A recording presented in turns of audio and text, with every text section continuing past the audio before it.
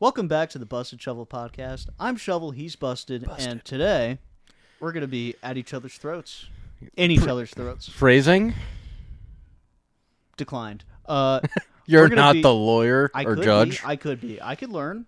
You could, but you're not. I could go to college and drop out again. I'm not afraid. I'll do it. Do it. You won't. Go into that debt, boy. I won't. I friggin' won't, I guess. But we're going to be discussing a very polarizing band, one of the great alternative metal bands to most, well, I shouldn't say most, to some. About 50% of the people. In this room, for sure.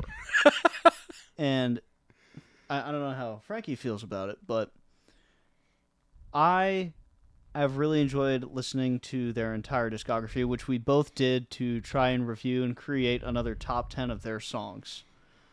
So there's not really much else to say. I'm just going to hop into it. Is there anything you'd like to add on the front of this? No, because I'm already going to get heat for this. So I'm just going to have to pack on the burn as we go. Should I do kind of what we normally do, where I go 10 through 2, honorable mention, and then 1? Or should I just rip the honorable yeah, you could definitely do that. There's some stuff I probably have to look up so I can get it right, because there's some lyrics we need to talk about. Because for people who don't know who Deftones are, they started out in the, I want to say, early 90s. I don't know the time frame exactly. Again, all we did was listen to every song in the discography. That's it. I didn't do a ton of research outside of it. I looked at some lyrics, especially for the top 10, because when I was going through the whole discography, I found about right around 30 songs that I liked, and out of those, like maybe 12 that I was like, adding this to the playlist. That's just how I felt about it. But that's cool. Yeah. So I'm gonna start off with number 10, which is Diamond Eyes. From, I think the album was called Diamond Eyes, if I can remember. We listened to this over a month ago, I think, at this point. Oh, so, yeah. It's a little foggy, but it's the album cover with a little owl on it and stuff. What I wrote down for it was, because I re-listened to all these, well, I listen to most of these pretty daily. It has that very metalcore sound that's a lot more normal. So if you like metal, it's very easy to listen to. It honestly is the most, like, it sounds a lot like a metal song Sleep Token wrote to me. Just the way everything's layered. But it is what I wrote, the most alternative riff they have in their catalog, I think, for metal. Because it's kind of got that genty, like, down, down, down, down, down, down, down, down, down, kind of going for the verse. And it opens up in the chorus. And then they do this fun little thing at the end of the song where they kind of just play this headbanging riff that isn't too crazy, and it just messes with you with different timings and everything, but I'm not very good with that stuff. Oh, you want me to do my number 10? Sure. I don't have a number 10. He does not have a number 10. Because literally right when I started listening to their music, I texted him that I hated his voice with a passion, and it made most of this listening very painful for myself. Which sucked because musically they were very good. And I heard a lot of similarities to a lot of bands. I just couldn't get past his voice. So I don't have a number 10. I tried looking into that a bit after he texted me that, because I was like, what? But I kind of get it, especially, I mean, if you listen to, I don't remember the name of the very first album they had, where they had stuff like Engine Number 9 and all that, which that song bangs too. That's a sneak peek into my honorable mentions, but It's very raw and it's new metal off rip. And if you don't like new metal, which I've never been super privy of, but I could kind of see like the beauty of it. It's like I could see how people really enjoy this. It's not my cup of tea, and spoiler, a lot of the songs on my top 10 are not that. But I could understand it. And that's something where, like, if you're going and being like, okay, I have no idea what this is, and you hear him kind of like growling and making gurgling noises and stuff, I could see how it's a turnoff. It was an instant turnoff. I totally understand that. It became more, instead of trying to listen to the music, became a job for me. Right. Because I was having to police myself to make sure I was actively listening. Because if I wasn't doing that, it would just become just white noise to me. Yeah, And I was like, I'd have and to that's pull a chore. myself in, and I have to focus, and it sucked because I did like the music aspect of it. I did. It's just every time he opened his mouth, I wanted to just shut it off, and I was like, I can't, because I have to listen to this, and that's kind of it. Just made that whole endeavor just worse, and then you were just like, you get through the first few albums. And then once you get to like that fourth album, things kind of change, and you'll start liking that. So I got really excited when I got to the fourth album, and I think like one of the songs I do, I guess, like by them is on one of those four through five or six sixth album. But I mean, I was just I can respect their music, but I will not listen to it. No, and you know what? That's fair. I think if there's ground to stand on for that, you can. But what I will say is, I'm hoping with this top 10, I urge you to listen to number one again. Because I know my number one, you apparently didn't like, and that's insane to me. It just seems like a song you love. Because, dude, goddamn it, it's actually one of my favorite songs I've heard. But we'll get to that. So, moving on. Number 9, I have Passenger.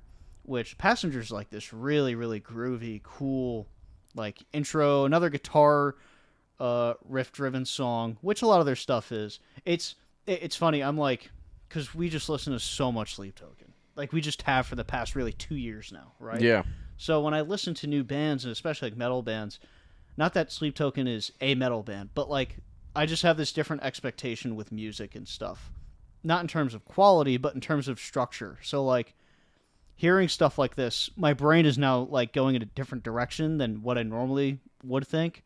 And I think this song kind of follows those guidelines of being like, it's groovy, it's fun, and in the second verse, because he goes from like that very, because I'm assuming the thing you really don't like about his voice either, especially in the later albums, is how like drony his singing is, where it's like he's doing the breathy thing, but it's like, it's almost like he's like just randomly while I was saying words, and it's like it's just noise. Because that's a complaint that I've seen as well.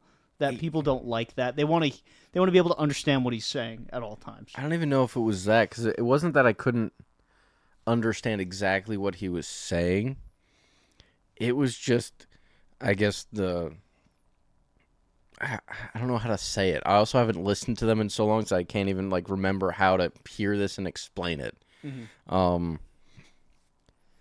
It whatever like pitch it was at maybe, and like I guess hit like the notes he hits. It wasn't resonating with my ears at all, which sucked, because when I listened to him, he has kind of the same flow as Vessel.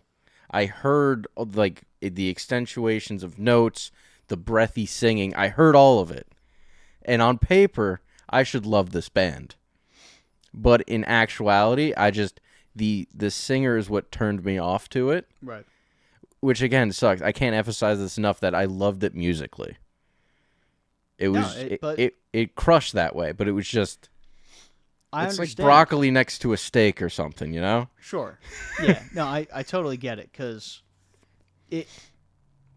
I mean, this music specifically is very lyrically driven, and that like haunting, ominous sound that I think his name is Chino does. It's just so out there and it's so different. But if it doesn't resonate, it's like I could see you sitting there and be like, what the fuck am I listening to? But in Passenger, my number 9, in that second verse, it's one of the few times, not that he never kicks it into gear, because he does a lot of screamy stuff. He'll do like the new metal stuff where he gets like really aggressive and emotional. Yeah. And you can hear it. This is like,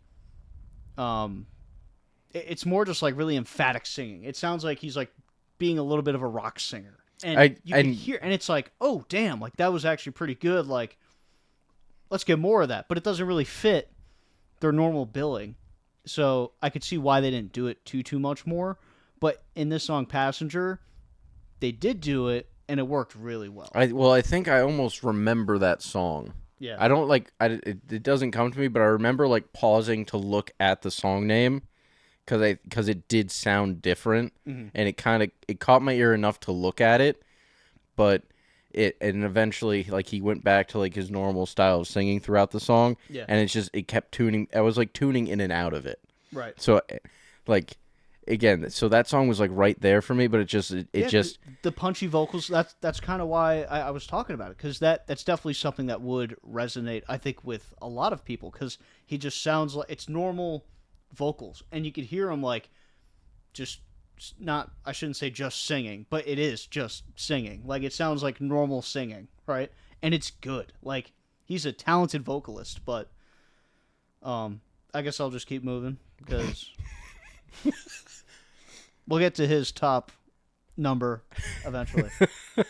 At number 8, I have what this might be a little bit of a hot take for people. I think it's like regarded as the number one song by them, yeah. which actually this was the first song I heard by them years ago, and I've had this saved in my Spotify and stuff for a very long time. Be Quiet and Drive. Um, the first thing I wrote down is classic. That song is classic. I think that is the Deftones song. It is just it's on their second album. It's just it's punchy. It has Chino's like normal sound with it, but the instrumentation, the riff, that is just I mean, to me that is one of the most 90s sounding songs I've ever heard. It is like you're sitting there just listening to it with that cool ass riff. I haven't learned how to play it. I actually really want to, because I don't know if they're doing like these hammer-ons for like fifth chords and stuff like that, but you get this dissonance in the chorus, like with whatever the hell they're playing. Like it's just really cool. It's just a song you just want to headbang to the entire time, and it never stops. It's a headbanging. You don't have to pay attention to it. You can just sit there and you can just enjoy it. Well, which I have. I feel like a lot of their songs were kind of just like a Jammy. big yeah. Like yeah, it's a very jammy. It's alternative metal, and oh man, that song though, it just dude, it fucking rips. It does. It's a great song. 8.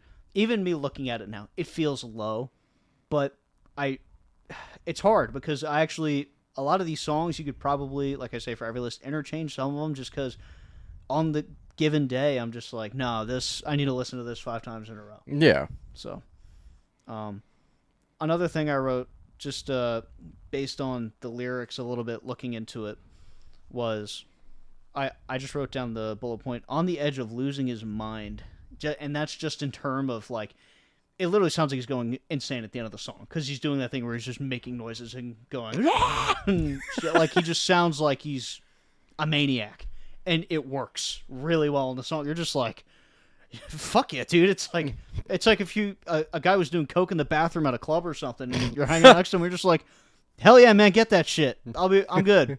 No, dude, that's you. Respect. But awesome song. It's the quintessential sound of Deftones. Highly recommend listening to that one. And I'll hop on to my number 7, which is Minerva, off of the. I'm pretty sure that's off the title album, Deftones. And all I wrote down was massive guitar sound, and it's hyper ethereal, which I went back and this is one actually out of this top 10 I probably listened to the least, which is funny that it's my number 7 over the other songs. Yeah. But every time I put it on, it's like I'm in the mood for it, and the entire time it just you kind of just feel like you're floating. Like it's one of those songs that they have where you're kind of just like you're on the cloud, and they kind of slam you back down to earth with the big guitar sound that they get. Because that's one thing I think they do super well, like Sleep Token, where the choruses can just be so big. Like, it feels like when you're listening to the song, you feel like it's surrounding you. Oh, yeah. And it's not just in front of you. And they do a really good job of that. And in this song specifically, it just really stuck out to me how much it did. Enough for me to write it down. No, I could respect that. No, they were very good musically. Yeah. So, this actually, I mean, I'm kind of flying through it, but at number 6, I have actually I think their number 1 most listened to song, Change, which I believe was for a movie. Never saw it. I don't know the movie exactly, but it's a really like to me it's like fucked up, but it's not. It's one of the few songs where I think they actually were really trying to portray a message, but from what I could tell, it's kind of hard because it sounds fucked up. Because like I'm pretty sure the chorus or whatever, or the verse, it just leads in with like "I watched you change," and it's like, what direction do you take that in? Because the Deftones, notably, a lot of their music's fucked up. So it's like, oh, is he being like a stalker in this? Is he talking about a stalker? Is he talking about the metamorphosis of something? Which is that's actually I interpret it as this is a self reflection of the music and in the new journey the band was taking from new metal into this more popular alternative metal sound, which is kind of like an oxymoron, but it's just a very cool song, and it's very easy to listen to. This is like a if this was on at a bar, I don't think anybody would. Obviously, fans would be like, "Holy shit, yeah, that's sick." Nobody would like pay mind to it. They wouldn't be like, "What the fuck is playing right now?" Like this sounds like something you'd hear pretty normally in like a rock sphere, but um, another thing, a specific lyric that I wrote down from this song was, "I pulled off your wings, then I laughed," which Bang. so this goes into another theory of what the song is really about. It's like it's this super abusive, controlling relationship this guy has. Wouldn't make sense. Where, because I again, I'm not totally sure, so I'm kind of, tiptoeing here, but I'm pretty sure he's been married a couple times, the lead singer, and I think his first marriage was really rough, and I don't know if it was his side or her side, whatever, but it kind of feels like that could be where this is stemming from, where it's just this really demented relationship of like, it's kind of like the abused dog that can't leave its owner. Yeah. And it adds layers to the song. It's a really, really nice song. Very easy to listen to. Just awesome. I really do like the take, though, of them kind of saying as a band, being like, hey, we're kind of moving away from this sound. Because the new metal sound was like their shit. And I don't know how they rose in terms of popularity, because to this day, I think they have like 14 million concurrent listeners on Spotify. Like, they're huge for music like this, which I personally really did not expect. I did not expect them to be that big. Like, they're a classic band, but it's an alternative metal band. Yeah. Like, I know there's a couple out there, like Dream Theater's one of my favorite bands of all time. I don't know what their monthly listeners are. It's probably even higher than that. But, like, it's cool to see that stuff. But, so yeah, at number 6, Change. And then at number 5, this is another interesting one. I have Xerxes, which, very interesting. Cool song. I love in the intro, it has, like, this video game sound that they put into it with this, like, ascending, I don't know if it's a synth, what it is, but it's really pretty.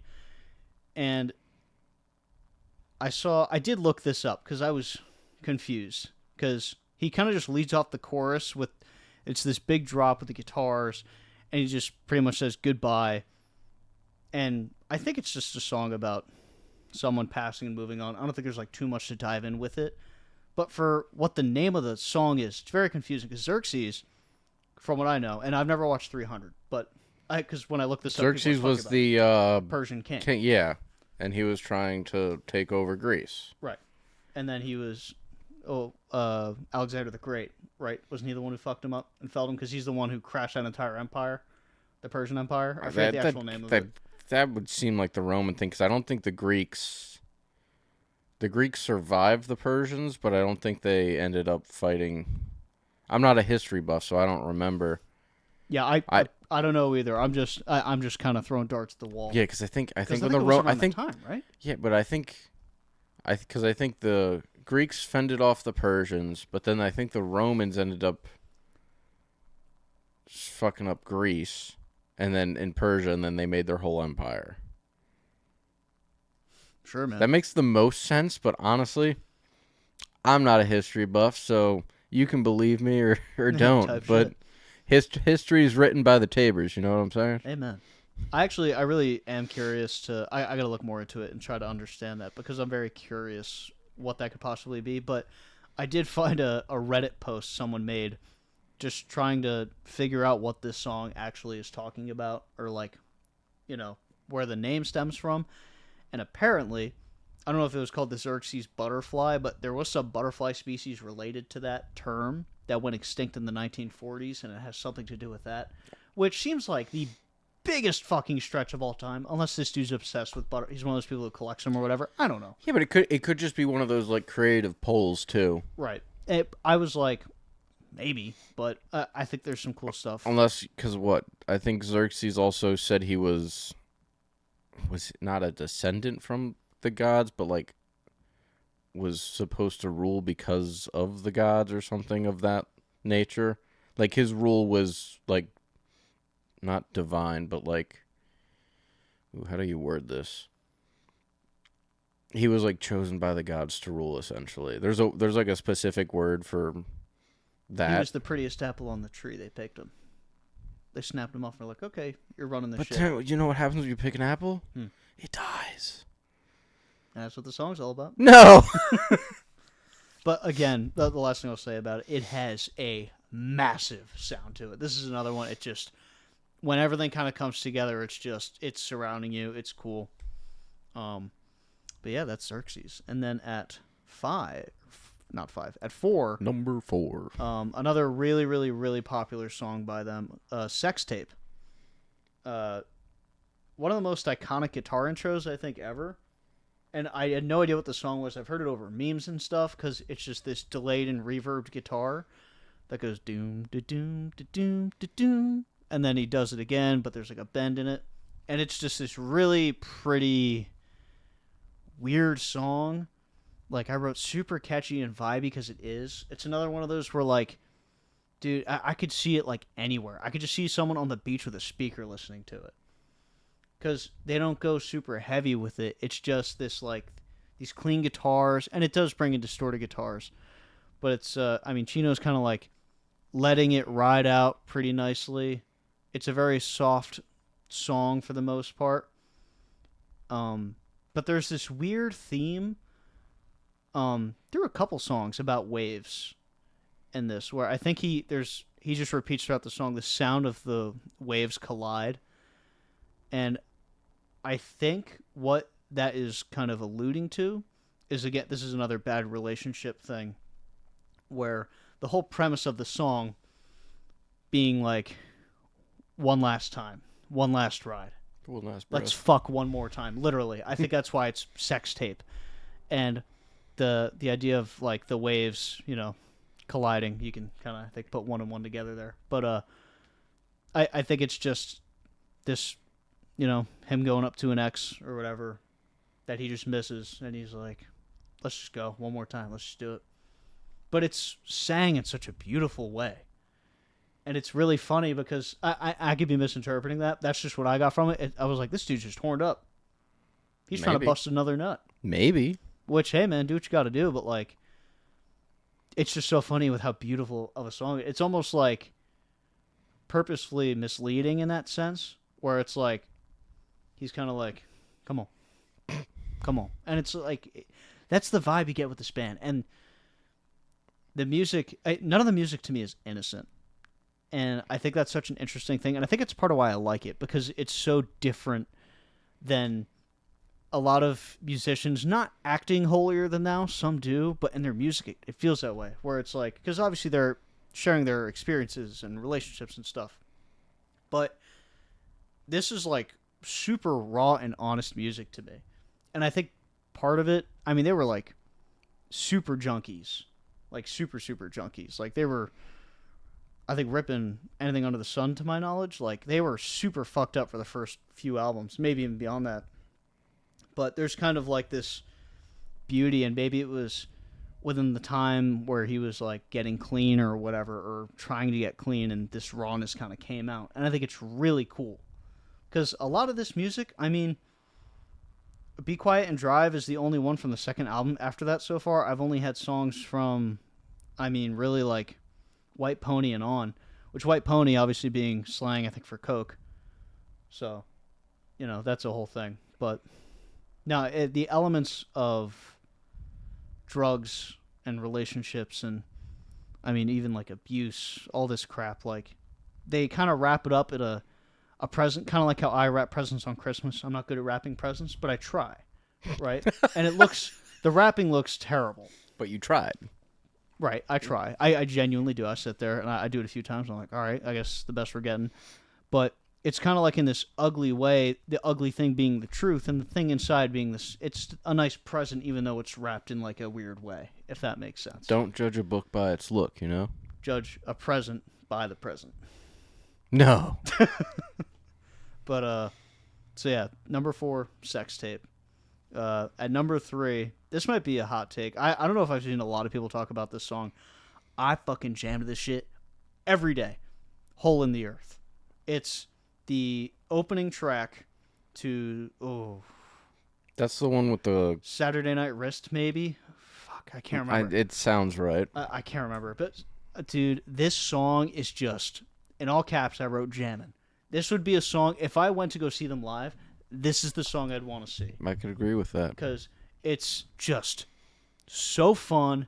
The intro, the with the drums going crazy, like, it's really cool. And then the song just opens up. It opens up in a really pretty way.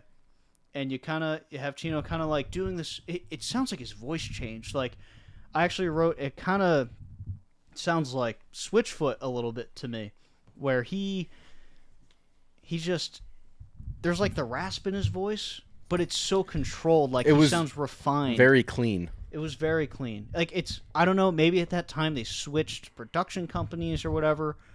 Kind of like what we saw with Sleep Token, moving from, Tomb to Take Me Back to Eden, and now to, oh my god, what the Even hell? in Arcadia? Yeah. Like, that each, label they moved to, their sound has gotten more refined, and you could say it sounds better in quality. And this is kind of the jump where it kind of punched me in the face. I was like, oh, shit, what is that? That's cool. And the chorus is just, it's him just saying hole in the earth over and over. Yes. And him going, kind of like wailing over it. In the earth. But, dude, it's like, it's fun. It's just a really fun song to listen to. And another thing I just wrote down, a little tiny nugget about it.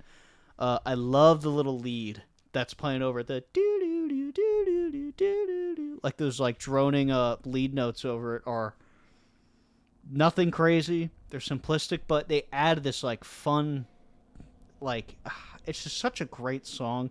It's one that every time I hear it come on my music shuffle on my playlist, I like kind of like sit up straight and I'm like, here we go. I'm ready. I'm like ready to like head bang a little bit. Yeah, that's my number 3. It's a good pick.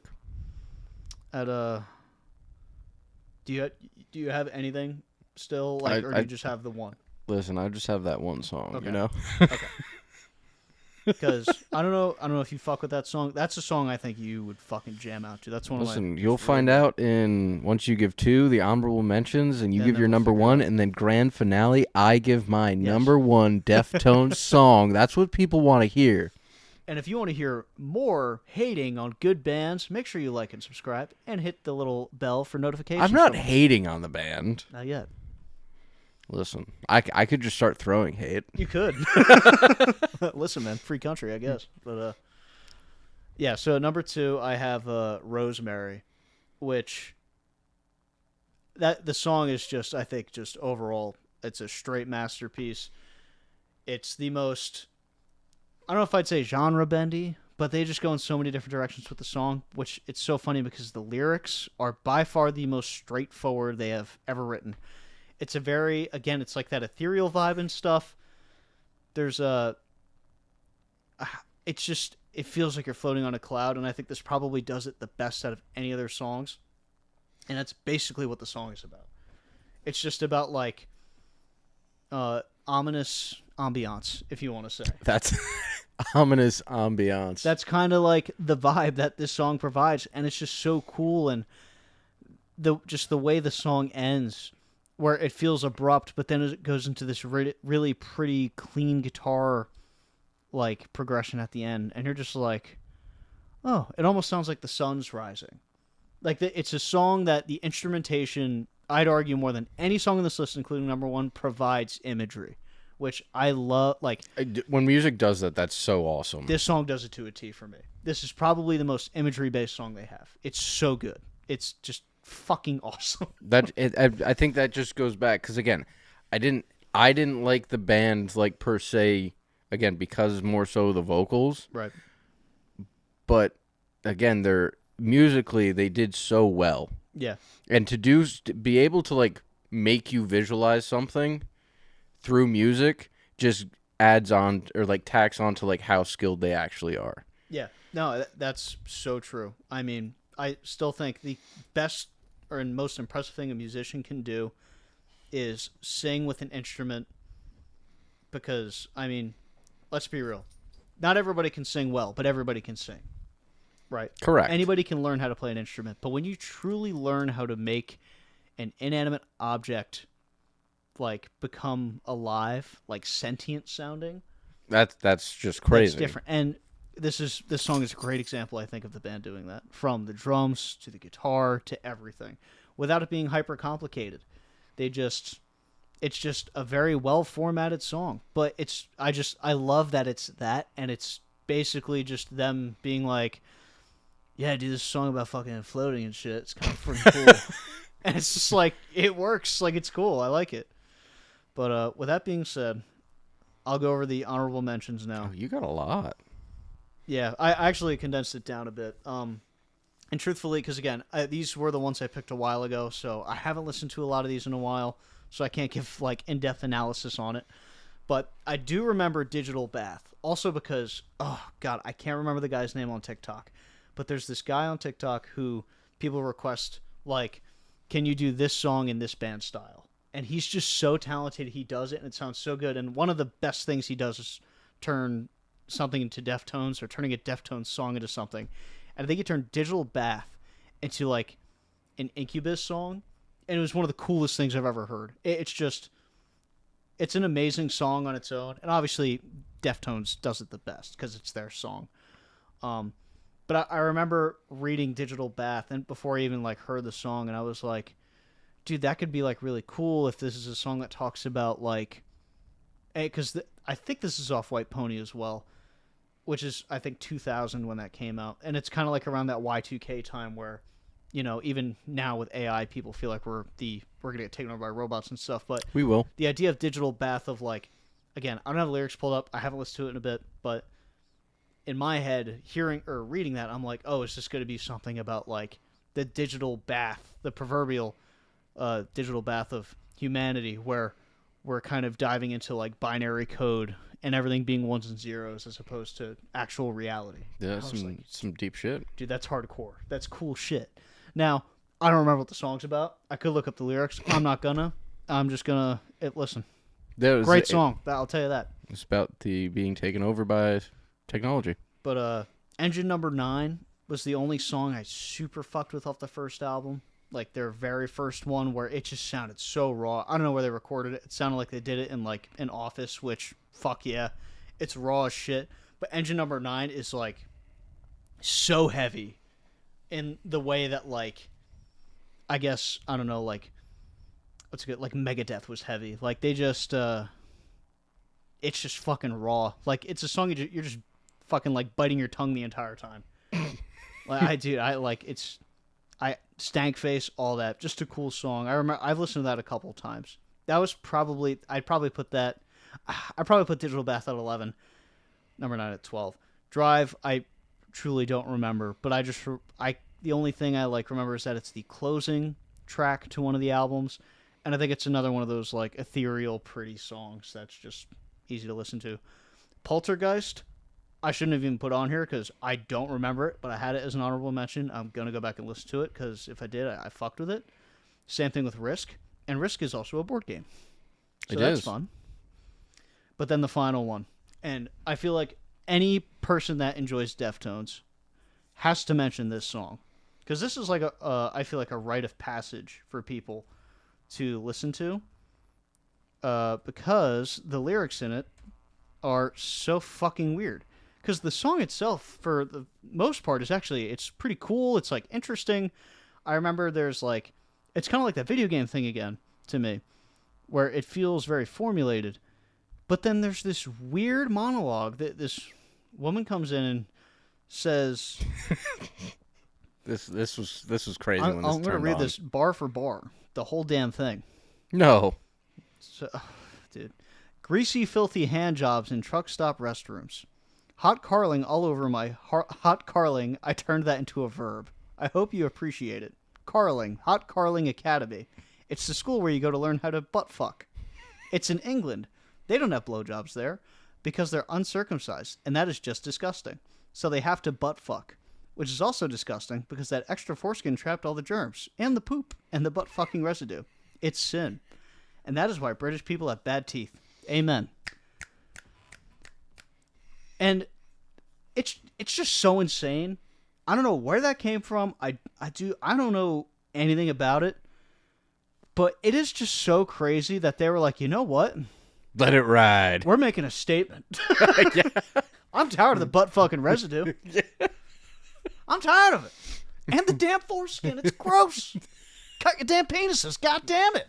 That's awesome. Yeah, that I do remember when that came on. I was just like, this is crazy. It's like when a dog sees something that confuses. I think I literally tilted my head the first time I heard it. I was That's shocked. the correct response. So, yeah, Pink Cell Phone. I mean, you got to listen to it at least once just for the memes, because holy shit. Memes. But that's going to wrap up the honorable mentions, and we're going to get to number one here. One of my songs that I listen to at least a couple times a day, every day. It's at the top of, like, it's probably at the top of my listening out of songs this year, even beyond Caramel, Damocles, and Emergence, which is insane because I've listened to them so many times. But this is off Saturday Night Wrist, I know for sure. Cherry Waves, because I don't even know where to start. Like, again, you have like that ethereal sound, but there's like this weird rolling snare with this industrial sounding kick going on with this very, I keep saying ominous, but it's just the perfect fucking word for the sound that they're trying to portray. Where it's like the spooky, haunting sound, and then he comes in with these very like soothing vocals of, it almost sounds like the ocean kind of like washing up on the beach, which is so perfect. Again, another really good imagery song, because the song is called Cherry Waves. But just one of the, I think the first lyric in the song is "We hug the same plank," which I think it's such a nice way to grab the listener and set up what the song is about, where I think it's two people that love each other but they don't feel the reciprocation from one another. So like it's like a quiet, not hatred, but it's like a distaste because these two people, they truly do love each other, but the other person doesn't feel like they are being loved by that other person, and they're too quiet to say anything about it. And the whole song kind of just keeps reinforcing that throughout it. And I love the line, "We hug the same plank," because it's the idea of you're both in the ocean and you're both just holding on for dear life, like the Titanic just crashed. No. And I was like, I won't let go. Yeah. Well, you did. Fucking There was Jack. room on that goddamn... He's dead because of your bitch ass. But, no, man, it is such an amazing song. And I could truthfully see, I really, really enjoy it. Kind of like the lead up into the chorus where they do this. I don't know what they do specifically, where he just goes for this high note, and it almost sounds like they purposefully like clip it. I can't even explain. You just have to listen to it. I might even honestly just take that 1 second audio thing and put it here, so it's like you can understand what I'm saying. Do we pause for a second? And it's and it just leads into this really big crashing wave of a chorus where it is the sweetest note that he hits, where all he says is "you." It's the way he sings it. He just goes up and down, I think, over whatever the root note is for that song. And man, does it just all fall into place. This song sounds like the ocean to me. And like they Poseidon? do such a good job. Like Poseidon. No. The goddamn son of a bitch, dude. Because this song is truly a trident to the pelvis. It hurts. That would hurt. Yeah. And that's what the song does. But it's also just so open and pretty. And the way that the song ends exactly the way it opens.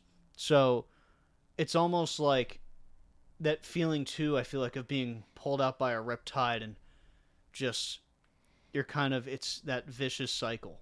It's like this feeling No of matter no how hard you swim, reciprocation. you're just like you're still going. You're sucked. You're gonna get sucked back out there. You can't make it back to shore, and it's just this repeat. And dude, the song is just so pretty. I think it's his best vocal work. He does these little screams into singing too, to like really emphasize the lyrics at the end as well. It's just such a pretty song, and it's pretty. I think this is a huge positive. I want to say the song's like right around 4 minutes. I think it's a perfect length for what that song is. It's not like super drawn out. It's concise.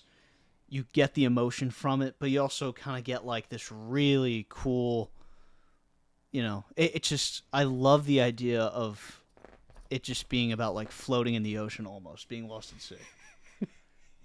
Doing our yoga? Looks like it. Mr. Double Jointed. Must be nice. You goddamn frog. But so after my really long yap session about Deftones, which I'll give my concluding thoughts after we hear your official #1 song. So this is essentially the only Deftones song you ever need to listen to, obviously, because I'm telling you this. But it is "Hole in the Earth." I figured. That was the only one that grasped. Ooh, I'm sorry, bud. That's the only one that grasped me. And I think you were saying it was like the first song on the fourth track. I don't think it's Saturday Night Wrist. I think it's the one after that. I can't remember. 'Cause I think it's Green. I think But it's like one of the first songs on that album. Yeah, they totally like revamped their sound for that. But hits. that's what got me really excited for that album, because I'm like, oh, we're starting off strong. I like this now. Yeah. And then it was just downhill from there. Because that's what dude, no, maybe it is Saturday Night Wrist, because I think literally the two songs that follow that, I think, are Xerxes and Cherry Waves. I think it's like a 3-song run where I was like, oh my god, like, I love these three. Fuck yeah, we got a really strong run of songs here. But, No, Hole in the Earth is awesome. I started there and ended there. Listen, Hole in the Earth is awesome. I totally agree. I think you got to give Cherry Waves an honest chance again. You got to try it again. I tried. You got to give it an honest chance again. Dude, that song just hits so good. It does so well, excuse me. Yeah, but see, Listen, I get it. That's the beautiful thing. We all can think differently about all this stuff and be like, we just hear things differently, and that's cool.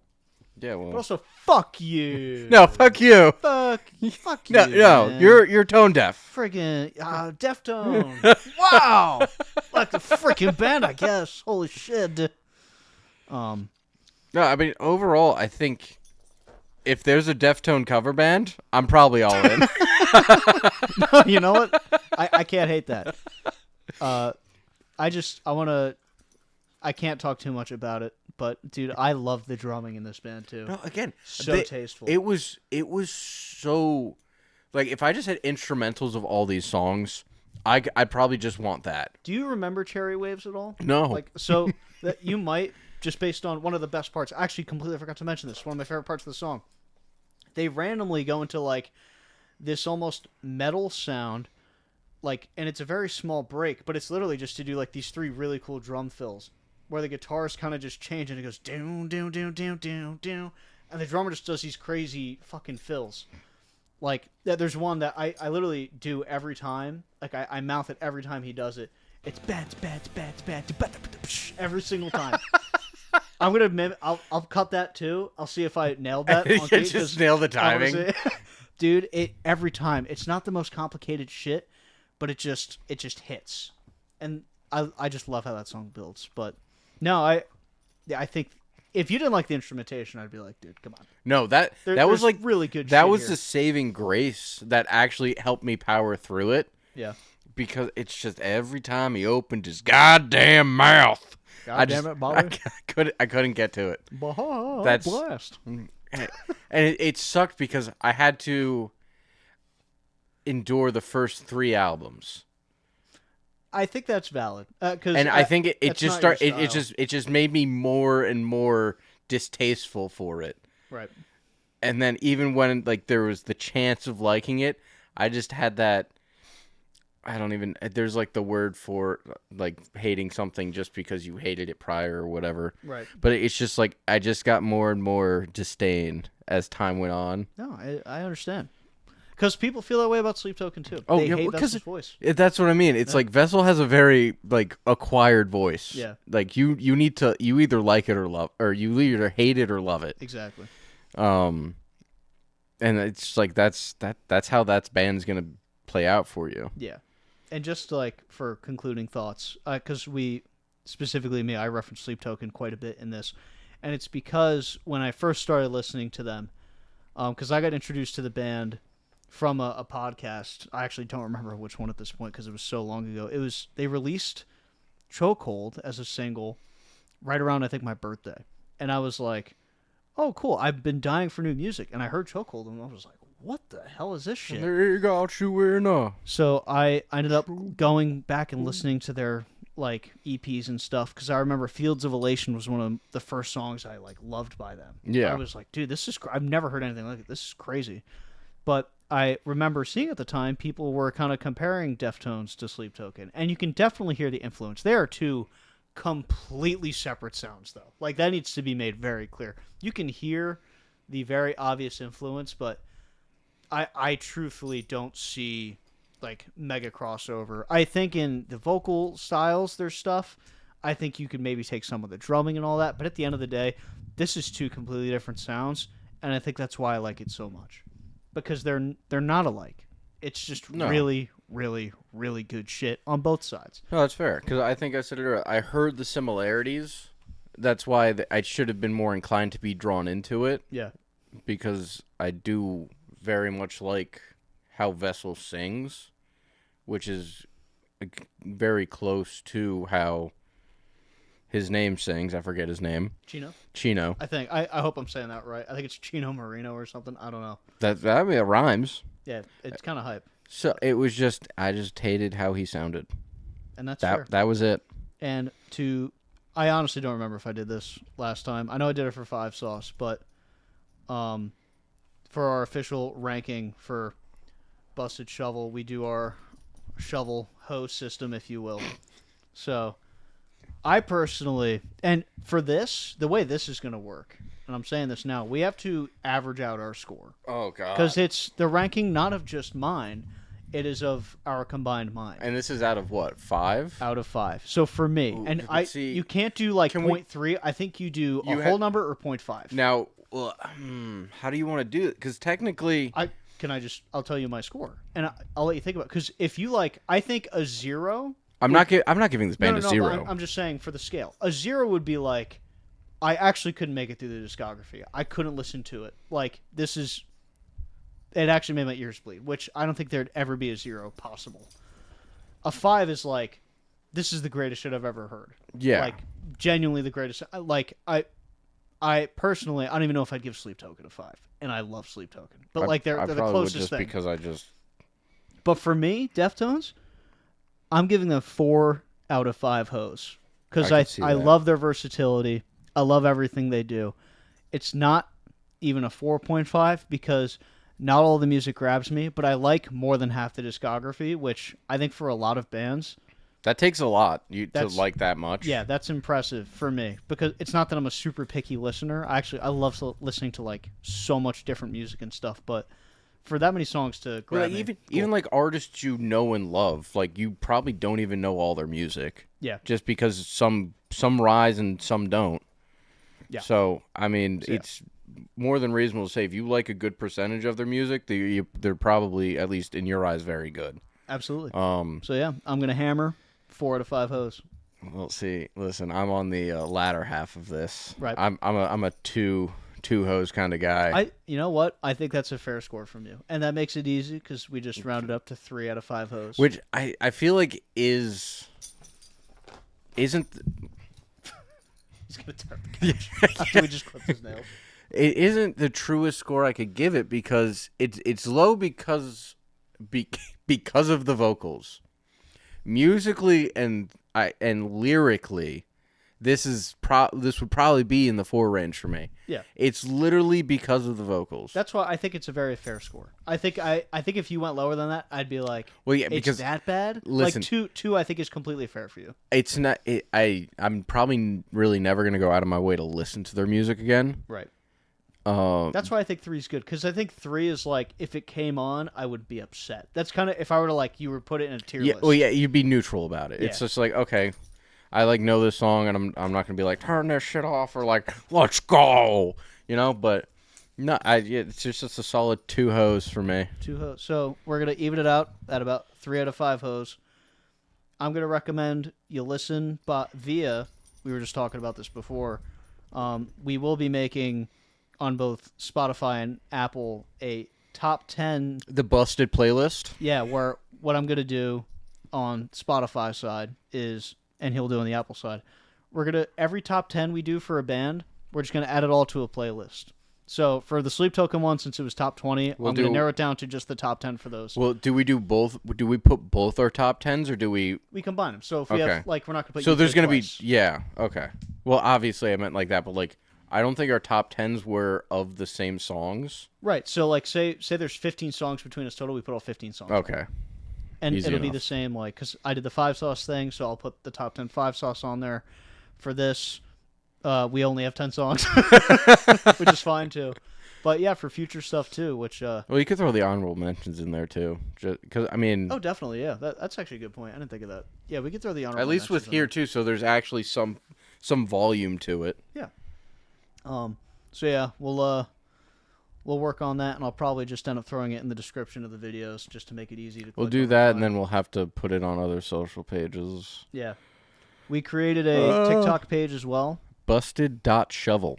Give it a follow if you haven't already. There's one video up there. It's of some guy dumping ice on his head with a very powerful speech.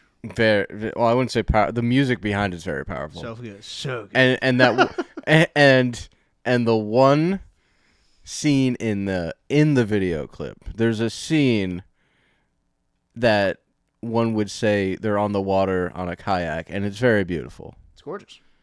But that's about it. Don't give any pay attention to the guy in the video. He's not He's just important. kind of there. He's just doing his thing. He's a bit busted, if you will. Some are saying, but no, I think that's a good way to wrap up Deftones. I feel good about that. 3 out of 5 hoses, I think, solid. Do we want to commit to one of the bands we know? Because we have a couple on the docket that we have to do. Well, are there ones we aren't super familiar with? Because I know if we could always rip. Well, because since we did the Deftones was, I mean, dude, it was like 9 studio albums of stuff we haven't really heard. We before. do Morgan Wallen. I mean, we could. No, we're not. We could, but I'm trying to think if there's like. well, so like, because the obvious ones that if we want to do something a bit easier because it's music we know and we love, because there's obviously Shinedown. Well, see, I don't know if I want to. I almost save those. I kind of want to save, especially because But the album. Oh we, yeah, we no, have this is we just have like yeah, but a while down the road. we have 8 days for the new album drop, which is going to consume me for the better part of the next half of my life. Channel. So Yeah. Oh, if you because thought it was Sleep Token heavy now, it's gonna be a little rough for the next few episodes. yeah, because we're gonna be reacting to the whole album, which obviously we're both very excited about because we've both been talking about where this album's going and how it's really gonna break down. Like we talk with our friends too all the time about this. Yeah, that's been by far. I don't mean to cut you off. I just want to interject. I love that people are getting an interest in it that we know. It's not just like yeah, because now we could talk about it and like everyone's engaged and like, oh dude, I fucking love that song. And it's like dude, I listened to Democles and I was just like, what does this word mean? And then we went back to Emergence. We were talking with one of our buddies the other day, and we're talking about word choice, what it could mean, because words have meanings, but they have multiple meanings. Mm-hmm. So when you say one word, it could mean this or that. So it could be positive or negative. So like, how do you take that in? That's also why I do love the deep dive into music lyrically, because you get to try to puzzle it and figure out how they mean and what they mean. Absolutely. Because music's like that weird kind of art. And there's this really cool social ecosystem that's growing from this. And it's Sleep Token, I feel like, is just the foundation of just, I think talking music with anybody. It's Yeah. like a lot of people talk about how men generally, if you don't know a guy and you connect with, it's usually with sports, because that's like an easy thing to be like, Giants, right? Or Eagles, right? Whatever. Music, though, I think there's just such a layer of, not that everybody needs to listen to hyper emotional stuff or stuff that really drives like their thoughts and opinions. They could just enjoy something for what it is. Yeah. But there's a cool connection that could be made there from really any line, and that's what's awesome about it. Like, if somebody likes Green Day a lot, and even I'm not,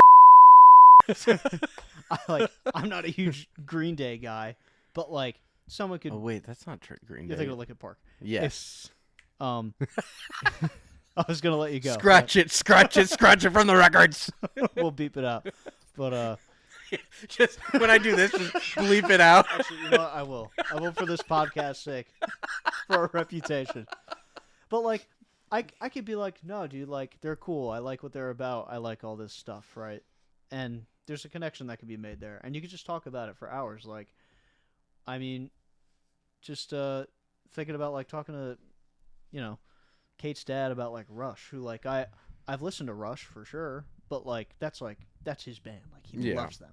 But like listening to that and understanding like the connections and all that, it's really cool. So that's why I urge everybody actually check out these playlists that we're putting up, and you can hate every song on there, but just taking the time even to listen to like 30 seconds of each song, or letting it bake and listening to the whole thing, I think it's just really, really good for, conversational sake and trying to understand something that, is out of your wheelhouse. Because that's what we're trying to do. That was a big part of me being like, hey, let's just fucking rip these different bands, because there's something fun about gaining knowledge in that sense. Because I'm very passionate about music, and I play guitar and do all this stuff, but I don't know, there's just something really fun about talking about it. Because... Well, you can't be wrong about it. It's not like this subjective thing like history. No, you can be very wrong. Yeah, okay. The public could tell you you're wrong, and I you're could wrong. be incredibly parasocial too, sure. But I think it's a really cool thing. So do yourself a favor and check it out. Like I said, when we get it running, I'm sure we'll probably post something on TikTok too. Yeah, we'll have to do the TikTok announcement. Oh, dude. Oh. Lots of different ideas. We'll have to spitball ideas together outside of talking to all of us. Which, you're part of this too. Jives. I'm not talking to fucking you weirdos watching. Jives. Yeah, we forgot to listen. Jives doesn't like attention, so we tend not to give him a lot. Listen, we could be honest. This has kind of been like I'm fighting this one uphill. Jives. I mean, Jives isn't allowed to listen to music because... Yes, he is! He's still learning the alphabet. He's not sure what it is. Jives is a, human, adult, okay? So I didn't want to scare Jives too much with, music and stuff yet because, noises not, are really scary to Jives. We're not doing this. Yeah. Jives is not a punching bag for your insecurities. He's not. He's no punching bag. I'm just being an honest man. No, you're pushing your insecurities on him. No. Yes, you are. Jives... Hey, listen, I gotta give him credit. He just learned about triangles, and that's great. He's not stupid. Now he doesn't. Well, I never said. Jives is just learning, and that's what's beautiful. We're educators to the masses. The masses being the 3 brain cells Jives has, but they're strong. Jives isn't stupid. I don't know where did you get this idea from? Did I say the one those episode words? we didn't have Jives for? The camera didn't record. I never said no. Jives is great at his or her its job. He's confused. No, he's not. Oh, so okay. Oh, yeah. Listen, Jive said cool with he/him, whatever, and that's awesome. But I'm just proud Jives is putting in the time, because Jives is what makes this podcast. He's the little engine that will. It's not could, it's will. I know, and you keep giving him shit. I'm not giving him shit. You think someone who doesn't know the alphabet could do what he does? I'm just airing dirty laundry. That's all I'm doing. Yeah, but it's fake dirty laundry. You went out and got bad clothes, and you're airing them out for other people. And it's not even your T-shirts, man. You buy 100 pack of them, and because that's all Jives. We're not gonna get into what Jives wears because that's a little weird. He wears clothes like a normal human because he's a normal human. I didn't want to describe his outfit because it'd be a little weird. Listen. I'm not trying to. He's wearing khakis, like from the commercial. So we're just gonna announce it to the world. Oh, Jives, he's just gonna wear khakis all the time. That's great. I love that. It's professional. He's just fucking Peter Griffin, I guess. Why don't we give you a white shirt too and some glasses? You dumb dipshit. I didn't mean that, Jives. See, Frank gets it. But no, hello.